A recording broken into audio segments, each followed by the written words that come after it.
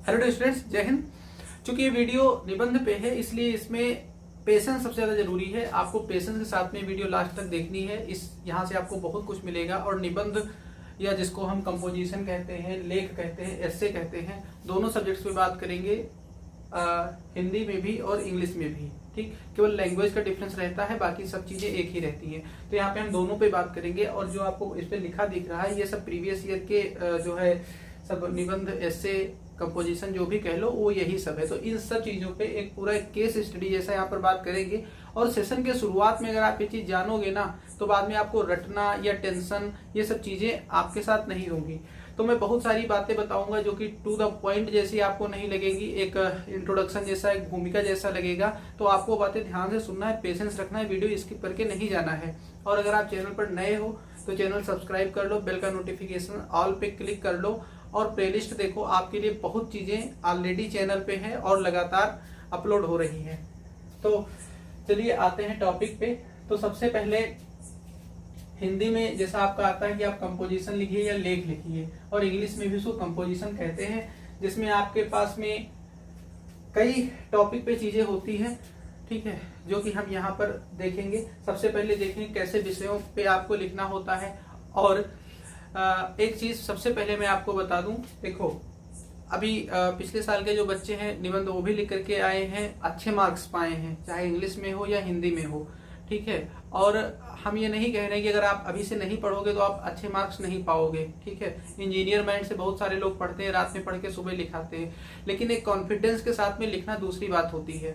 ठीक, जबकि आपको रिजल्ट को लेकर के ये रहता है कि अच्छा ही आएगा, ये कॉन्फिडेंस लाना अपने आप में एक अलग ही बात होती है। ठीक है, और वो एक स्किल डेवलप करना, क्योंकि आगे बहुत काम आती है। ठीक, तो वो चीजें अपने आप में अलग होती हैं। तो हम ये चाहते हैं कि आपकी जो बेसिक चीजें हैं वो सही हो। रट्टा मार के निबंध लिखने का कोई सही मायने मतलब होता नहीं है। दूसरी बात और भी है, ड्रीम 11 पर टीम बना के पैसे मिले या ना मिले, अगर यहाँ पे आप ध्यान दोगे तो आप पैसे, इज्जत, सब कुछ पा सकते हो। कैसे, वो भी अभी बताया दे रहा हूँ। NCERTs हैं, मतलब NCERT जो अपने आप में है, ठीक, एक कमीशन है। आपका जो काउंसिल है, इसके अलावा वेरियस इंस्टीट्यूशंस जो हैं वो कंपटीशन कराती रहती हैं इस तरीके से निबंध पे, कंपोजिशन पे। आप उस वेबसाइट पे जाते हो, आप अपने स्कूल लेवल पे, ठीक है, आपको बिल्कुल पता होगा और आपके भी स्कूल में होती है। वहां पे भी आपको प्राइजेस मिलते हैं, सर्टिफिकेट्स मिलते हैं, आपको बहुत सारा रिस्पेक्ट मिलता है, मान सम्मान, फेम, पैसा, सारा चीज मिलता है। तो ये चीजें भी आप कर सकते हो, वहां से भी आपको चीजें मिलेंगी। और बोर्ड एग्जाम में तो आप मार्क्स ला ही सकते हो। ठीक, तो सबसे पहले ये प्रीवियस ईयर का जो ये कंटेंट मैंने यहाँ पे दिया तो कुछ ही ईयर के उठाए, क्योंकि एक छोटा सा बोर्ड है, क्या ही कितना ही लिख सकते हैं। जैसे यहाँ तक जो है ये आपके 2023 एग्जाम्स के हैं, और इसके बाद में ये यहाँ तक जो है 2021 के हैं शायद। ठीक, और इसके बाद में एक दो टॉपिक मैंने और उठा लिए हैं। आपको पूरे 10 ईयर का अगर आपको चाहिए तो मैं ये PDF बना करके इसकी, अगर आप कहोगे तो, वैसे मैं इतनी मेहनत नहीं करने वाला, तो सारी PDF बना के और मैं टेलीग्राम पे सेंड कर दूंगा। टेलीग्राम पे जुड़े हो तो ठीक है, वरना लिंक उसकी डिस्क्रिप्शन में मिलेगी, वहां से आप उसमें जा सकते हो। इसके अलावा अभी ओसवाल गुरुकुल की 10 ईयर, ठीक है, 10 सॉल्व पेपर्स जो लिखा, 10 ईयर सॉल्व पेपर्स, यानी 10 ईयर जिसको आप शॉर्ट फॉर्म में कहते हो, 10 ईयर आ चुकी है। काफी मोटी बुक है, और इसमें, ठीक है, जितने एग्जाम्स अब तक हुए हैं पिछले 10 ईयर्स के सारे क्वेश्चंस पेपर इसमें हैं और सबके आंसर्स हैं। और किसी भी एग्जाम के लिए प्रीवियस ईयर से सबसे जरूरी होते हैं। तो ये बुक आप परचेज कर लो, 10 ईयर जरूर परचेज कर लो। ठीक है, ये आपके लिए बहुत जरूरी है, आपकी प्रिपरेशन के लिए। डिस्क्रिप्शन बॉक्स में लिंक है, वहां से आप इसे परचेज कर सकते हो। चलिए सबसे पहले हम पढ़ लेते हैं ये पिछले जो कुछ क्वेश्चंस या जो टॉपिक्स रहे हैं जिन पे आपको लिखना हुआ है, फिर हम केस स्टडी के बेसिस पे चीजें बहुत अच्छे समझ पाएंगे।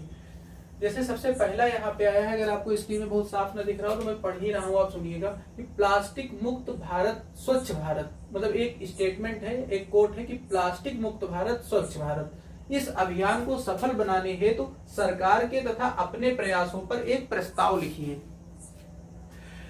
ठीक, यानी plastic free India, clean India, ऐसे समझ लो। ये एक कैंपेन है और इसको सक्सेस करने के लिए, यानी इस कैंपेन को सक्सेस करने के लिए गवर्नमेंट क्या कर रही है, आप क्या कर रहे हो, और उन सब पे आपका कोई प्रपोजल हो।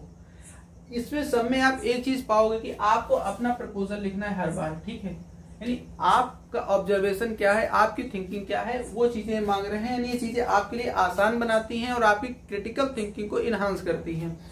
दूसरा देखो, समाज में फैली समस्याओं में महंगाई तथा जनसंख्या वृद्धि एक गंभीर समस्या है। ठीक, महंगाई तथा जनसंख्या वृद्धि एक गंभीर समस्या है। इसके कारणों तथा दुष्परिणामों का उल्लेख करते हुए यह भी बताइए कि सरकार तथा जनता इससे मुक्त होने के लिए क्या क्या प्रयास कर रही है।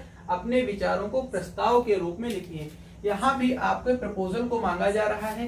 ठीक है, यहाँ पे डियरनेस और पॉपुलेशन ग्रोथ जो कि एक सीरियस इशू है, सबसे पहले आपको इस पे बात करनी है और इस चीज के कारण क्या है, और अगर ये चीज हो गई है तो उसके कौन से बैड रिजल्ट्स हैं।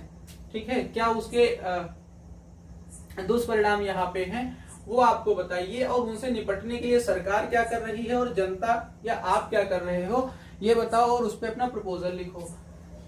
नेक्स्ट है, भारत विविधताओं का देश है। ठीक है, यानी India is a country of diversity. यहाँ के प्रत्येक राज्य की अपनी ही विशेषताएं हैं। ठीक, every state has its own specialities. इस विषय को ध्यान, मतलब एक यहाँ पे एक स्टेटमेंट होगा कि भारत विविधताओं का देश है और यहाँ के प्रत्येक राज्य की अपनी ही विशेषताएं हैं। हर स्टेट की अपनी अपनी विशेषताएं हैं। विषय को ध्यान में रखते हुए किसी एक राज्य की यात्रा का वर्णन करें तथा वहां के खान पान, रहन सहन तथा प्राकृतिक सौंदर्य को स्पष्ट करते हुए एक प्रस्ताव लिखिए। यहाँ पर भी आपका प्रपोजल मांगा जा रहा है। राइट, इसके बाद में है, कोशिश करने वालों की कभी हार नहीं होती। सोहनलाल द्विवेदी की एक कविता है ये, जो कि बच्चन साहब की बताई जा रही। बच्चन साहब मतलब जिन बच्चन साहब को आप जान रहे हैं, अमिताभ बच्चन सुने होंगे, उनके फादर हरिवंश राय बच्चन जी की कविता बहुत दिनों तक कही गई, लेकिन ये सोहनलाल द्विवेदी जी की कविता है। ठीक है, तो चीटी दाना चुनती है करके वो है, मुझे याद नहीं है। तो कोशिश करने वालों कभी हार नहीं होती पंक्ति से आरंभ करते हुए अपने जीवन से संबंधित मौलिक कहानी लिखे। मतलब तुम्हारे जीवन में जो कभी ऐसा रहा हो कि तुम बार बार जब कोशिश किए हो, इफर्ट्स किए हो, तब तुमको सक्सेस मिली हो, वहां से मौलिक कहानी लिखनी है आपको। एक स्टोरी राइटिंग यहाँ पर है, इसीलिए इसका नाम कंपोजिशन या लेख ज्यादा कहा जाता है, निबंध या इससे कम कहा जाता है। आप बोलचाल की भाषा में निबंध ही कहते हो, लेकिन पेपर में कहीं इसको निबंध नहीं कहा गया, क्योंकि ये जो पूरा क्वेश्चन एक आता है जिसमें 5 टॉपिक्स होते हैं, उसमें से कोई एक लिखना होता है, वो यहीं से होता है। ठीक, 4 ये हो गए। 5th होता है पिक्चर राइटिंग का, जो कि अब यहाँ पे पिक्चर राइटिंग का मैंने यहाँ पे नहीं लिखा है। चलो इंग्लिश का भी आपके उठा लेते हो, कि मैंने कहा था ये केवल लैंग्वेज बदल जाएगी। ठीक है, मतलब जहाँ पे इसमें क्या लिखना है वहां पे व्हाट लिखना है। थॉट आपके सेम ही रहेंगे, और लैंग्वेज बदलना है कि आप हिंदी में लिख रहे हो कि इंग्लिश में लिख रहे हो।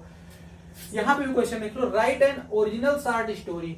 ठीक है, देखो वहां भी कहानी लिखनी थी, यहाँ भी कहानी ही लिखनी है। Short story in which 2 children and their school teacher are the main characters. एक कहानी लिखो जिसमें 2 बच्चे स्कूल के और उनके teacher as a main character हैं। ठीक है,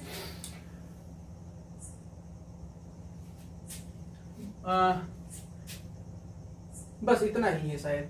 हाँ, सेकेंड क्वेश्चन है आपका, imagine a situation where you get an opportunity to change one thing in your school. ठीक, अभी इस पर बात करेंगे, पहले पेपर पढ़ो, बहुत अभी मजा आएगा आपको कि कैसे आप देखोगे कितना आसान है, लेकिन ये आपके पूरे सेशन की स्टडी को कितना इंटरेस्टिंग बनाने वाला है अगर आप निबंध लिखने की सोच रहे हो तो। क्या है कि imagine a situation where you get an opportunity to change one thing in your school. आपको एक अपॉर्चुनिटी मिले कि अपने स्कूल में कोई एक चीज बदल दो, ऐसी सिचुएशन आए, इमेजिन करो उस पर, तो आप क्या बदलोगे। ठीक, Why do you want to change it? क्या बदलोगे और क्यों बदलोगे। भाई आप कहोगे कि मैं फला चीज बदल दूंगा, तो काहे बदलोगे, क्या दिक्कत है उसमें, तो क्यों बदलोगे। How would you bring about the change, और कैसे बदलोगे। ठीक, थर्ड है, school examination do not test intelligence. एक स्टेटमेंट है कि स्कूल एग्जामिनेशन जो है वो किसी के इंटेलिजेंस को टेस्ट नहीं करते हैं। ठीक, भाई रटा रटाया पढ़ लिया, जाके पेपर दे दिया तो इंटेलिजेंस टेस्ट नहीं हुआ। हाँ, ये निबंध जरूर इंटेलिजेंस टेस्ट करता है। ठीक है, तो खैर ये स्टेटमेंट है। तो यहाँ पे आपको अपने व्यूज बताने हैं, या तो आप इसके लिए बताओ, मतलब आप या तो इस चीज को सही बताओ या इसके अगेंस्ट में बताओ, लेकिन आप उसको आर्गुमेंट से सही करो। आर्गुमेंट से बताओ कि हाँ क्या सही है कि स्कूल एग्जामिनेशन इंटेलिजेंस टेस्ट नहीं करते हैं, अगर नहीं करते हैं तो कैसे, अगर करते हैं ये स्टेटमेंट गलत है, इसके अगेंस्ट में बोलना है, तो उसके आपको आर्गुमेंट देने हैं। नेक्स्ट है, you were regular visitor to your school library. आप अपनी स्कूल लाइब्रेरी के रेगुलर विजिटर हो। डिस्क्राइब योर लाइब्रेरी, अपने लाइब्रेरी को डिस्क्राइब करिए। Give details of the familiar sights, और वहां की जो फेमिलियर साइट्स है उनका डिटेल दो। What do you see and feel as different students come in and check out the books. आप क्या देखते हो, कैसा फील करते हो जब अलग अलग स्टूडेंट, डिफरेंट स्टूडेंट आते हैं, चेकआउट करते हैं अलग अलग बुक्स को, ठीक। और ये प्लेस इतना इंपॉर्टेंट क्यों है, ठीक। यानी काफी ज्यादा पॉइंट्स इन्होंने दे दिए इसमें लिखने को आपको, ठीक। एक अगले सेशन के कुछ टॉपिक्स देख लेते हैं। आपके विद्यालय में एक मेले का आयोजन किया गया था, ये किस अवसर पर, किस उद्देश्य से किया गया था, उसके लिए आपने क्या क्या तैयारियां की, आपने और आपके मित्रों ने एवं शिक्षकों ने उसमें क्या क्या सहयोग दिया, इन बिंदुओं को आधार बनाकर एक प्रस्ताव विस्तार से लिखिए, ठीक। नेक्स्ट है यात्रा एक उत्तम रुचि है, ट्रेवल जर्नी। यात्रा करने से ज्ञान तो बढ़ता ही है, स्थान विशेष की संस्कृति तथा परंपराओं का परिचय भी मिलता है।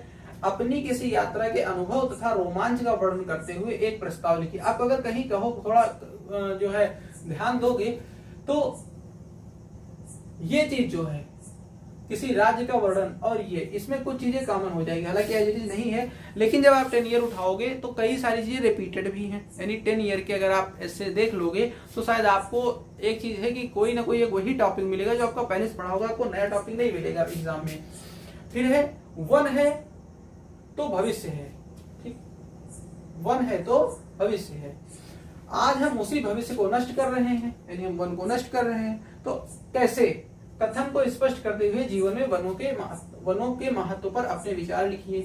फिर एक मौलिक कहानी लिखिए, ठीक, स्टोरी राइटिंग, जिसका अंत प्रस्तुत वाक्य से किया गया हो और मैंने राहत की सांस लेते, मतलब इस वाक्य से जिसका अंत हो, यानी स्टोरी की एंडिंग किस स्टेटमेंट में हो, उसमें लास्ट में लिखा और मैंने राहत की सांस लेते हुए सोचा कि आज मेरा मानव जीवन सफल हो गया। कहानी के बाद में ये आना चाहिए, तो ऐसी स्टोरी रचो कि उसके लास्ट में ये चीज आ जाए।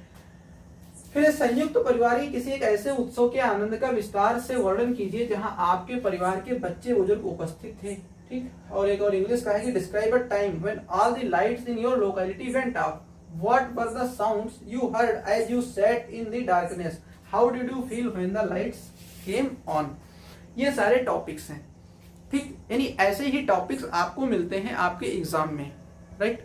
अच्छा, चूंकि मैंने इसको एडवर्टाइज जब किया था कि मैं इस पे डालने वाला हूँ, वीडियो डालने वाला हूँ, तो कई सारे लोग जो यूपीएससी वगैरह की तैयारियां कर रहे हैं, हालांकि मैं खुद तैयारी कर रहा हूँ, तो मैं कोई उनका टीचर नहीं हो गया, उनके लिए काउंसलर नहीं हो गया, लेकिन हाँ जैसे अपने फ्रेंड सर्किल में लोग एक दूसरे एक्सपीरियंस लेते रहते हैं, तो वहां पे मैं बता दूं कि जैसे मैं ये आईसीएससी पढ़ा रहा हूँ, तो मैंने ये उनके प्रीवियस ईयर उठा लिए। अगर आप किसी और एग्जाम, मान लो आप सीबीएसई से हो या आईएससी से हो या यूपीएससी किसी से भी हो, तो आप अपने प्रीवियस ईयर उठा लो और वहां से सेम चीज पे केस स्टडी कर लो।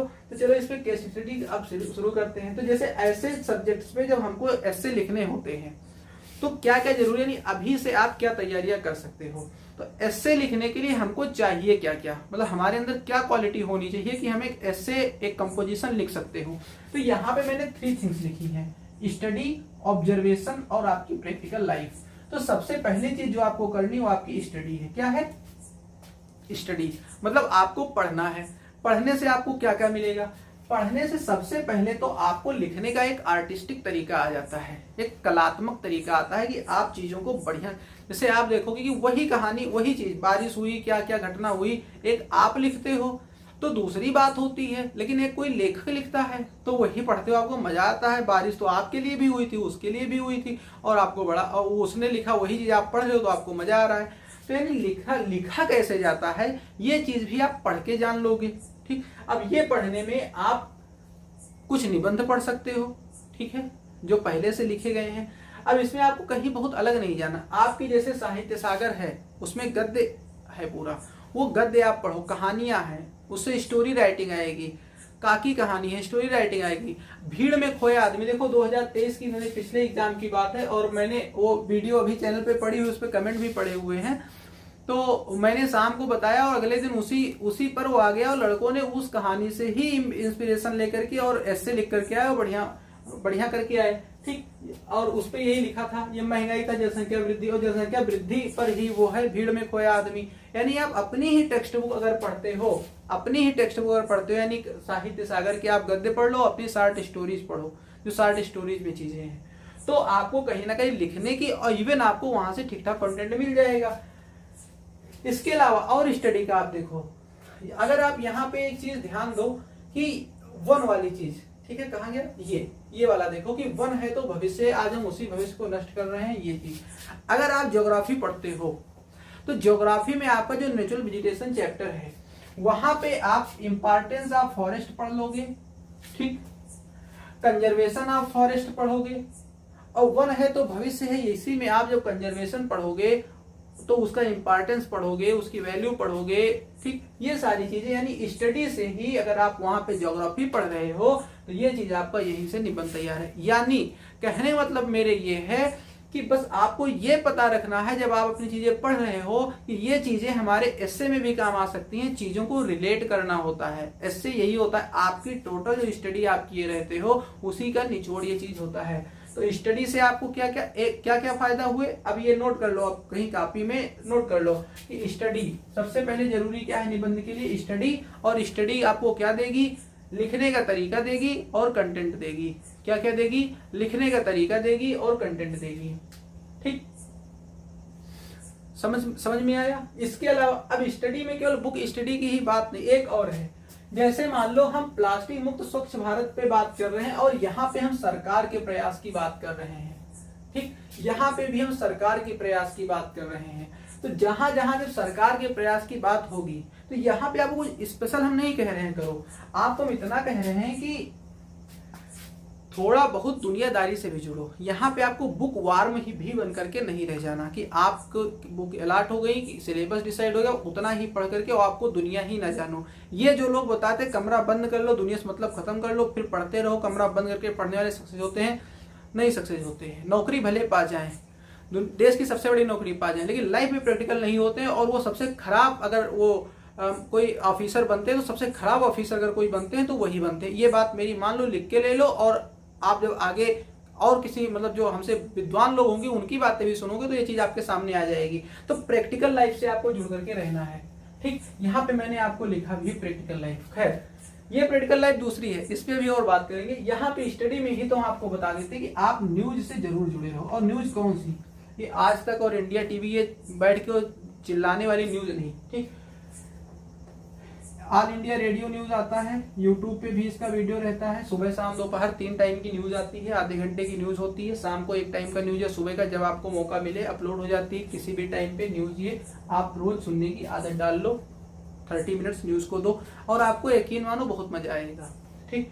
यहाँ पे आप इन सब चीजों को आप जान सकोगे और दुनिया से कनेक्ट हो सकोगे और फ्यूचर में भी आपके ये हैबिट बहुत काम आएगी, ठीक। हम ये नहीं कह रहे कि पेपर पे आप अपना बहुत ज्यादा टाइम दे दो, क्योंकि शायद अब आपके पास समय की भी कमी होगी, फिजिक्स की मोटी सी बुक होगी, मैथ की मोटी सी बुक होगी, तो ये हो गया। तो न्यूज कंटेंट, और कंटेंट के लिए केवल जैसे अभी देखो मैंने यहाँ ज्योग्राफी की बात कर दी, ज्योग्राफी की शॉर्ट स्टोरी में मैं हमेशा आपकी जो है इंग्लिश की शॉर्ट स्टोरी और आपके साहित्य सागर के गद्य भाग की हमेशा बात कर रहा हूँ, ठीक। इसके अलावा आप जो हिस्ट्री पढ़ोगे, आप जो अपनी सिविक्स पढ़ोगे, बायोलॉजी पढ़ोगे, ये सब चीजें जहां जहां पढ़ोगे वो सब कहीं ना कहीं आपके नॉलेज में एड ऑन करेंगी और आप ये चीज यहाँ पे कर पाओगे। दूसरी बात ऑब्जर्वेशन।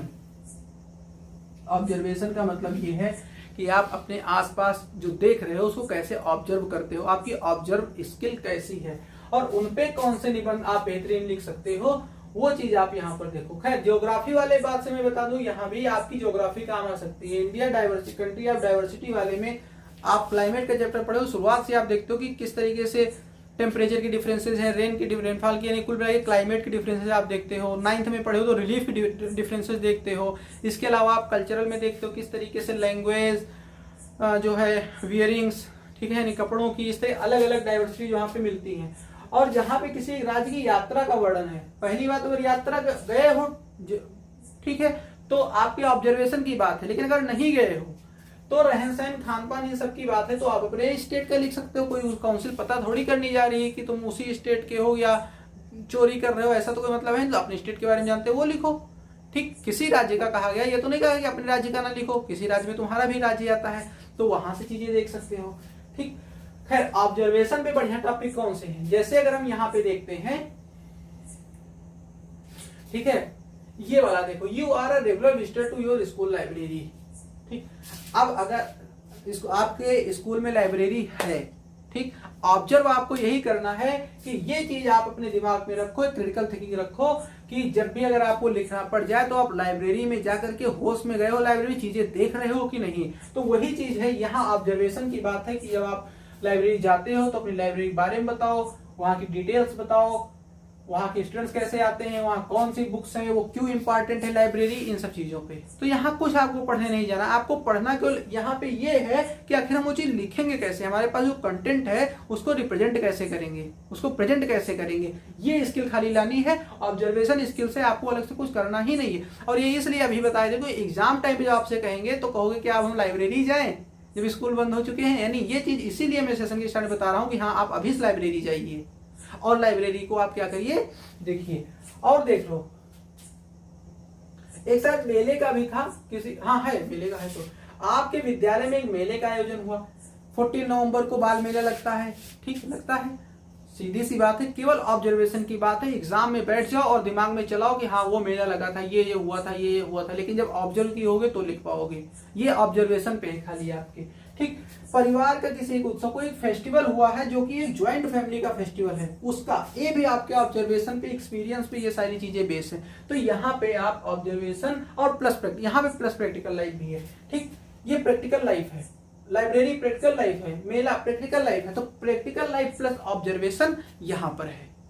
तो बस 3 थिंग्स आपके लिए जरूरी है और आपको अलग कुछ नहीं करने जाना है। आप अपना सब्जेक्ट पढ़ो, केवल बस उसको रिलेट करना जानो, उसको केवल आप रिलेट करना जानो जब आपको निबंध लिखना पड़े। और रिलेट करके लिखना कैसे है, इसके लिए आप कुछ निबंध पढ़ करके रखो। अगर कहानी लिखनी है तो आप कहानियां पढ़ करके रखो। आपके पास समय मिलता है तो आप इसके अलावा नॉवेल वगैरह पढ़ सकते हो, आप और निबंध पढ़ सकते हो, ठीक है। ये करके रखो। आप जहां भी आओ जाओ, ठीक, जैसे बहुत लोगों को डायरी लिखने की आदत होती है, कहीं पे गए वैसे ही वो अपना ट्रेवल ब्लॉग लिखा करते हैं, वो चीजें आप करो, ठीक। इसके अलावा जैसे यूट्यूब देखते हो, यूट्यूब में देख लो कि फला स्टेट, उसमें बहुत सारे चैनल हैं, जैसे राज एक दर्शन करके आता है, ठीक है, ऐसे टॉपिक है। अगर आप यूट्यूब पे से राज एक दर्शन, तो बहुत सारे चैनल्स बनाए हैं, वो वहां के बारे में बिना गए आपको उस स्टेट की इतनी अच्छी टूर करा देते हैं कि आपको मजा आ जाता है। और आप सोचते हो कि बस आप सब जान गए हैं, खाली जाए वो छू के देखा है वो बिल्डिंग्स या वो चीजें जिनके बारे में बात हो रही है। तो इस तरीके से तो आपका कंटेंट तैयार। अब हम आपको बताते हैं कि आखिर जब आपको लिखना है तो लिखा कैसे जाता है, ठीक।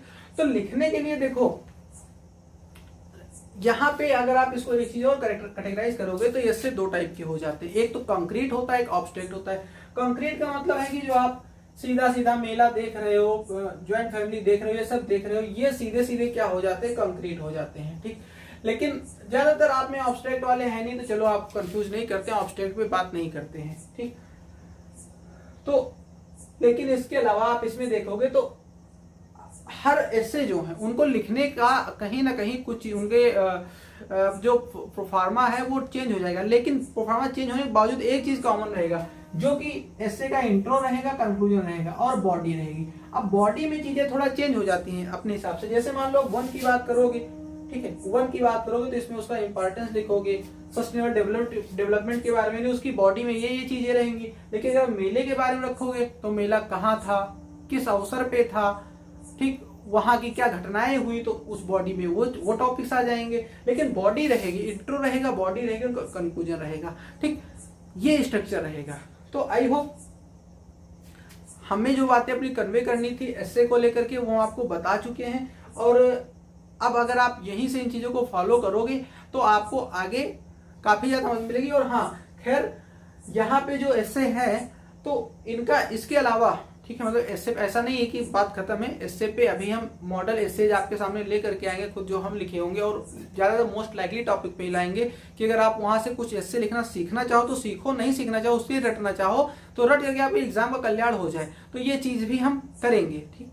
तो चैनल से आपको जुड़े रहना, और ये आपको किस तरीके से हेल्प किया ये कमेंट बॉक्स में लिखना जरूर भूलो। और अगर आपको कुछ और आइडिया आ रहा हो कि हम ये भी कर सकते हैं, ठीक है, जैसे हर मुंडे मुंडे मतिर भिन्ना, ये संस्कृत का एक श्लोक है, ठीक, तो आपके दिमाग में आ रहा हो कि नहीं ये भी कर सकते हैं तो आप कमेंट बॉक्स में बताओ। अगर आपका वो अच्छा कमेंट होगा तो मैं उसको पिन करूंगा या उसको स्क्रीनशॉट लेके अगले वीडियो में ऐड कर दूंगा। मुंडे मुंडे मतिर भिन्ना कहने से और याद आई कि जब आप पढ़ोगे तो बहुत सारे ऐसे कोटेशन होते हैं जो आपको अच्छे लगते हैं। जब आप एस्से लिख रहे होते हो अगर वो कोटेशन डालते हो तो बहुत बेहतरीन हो जाता है। तो वो सब चीजें पढ़ने से ही आएंगी, ठीक।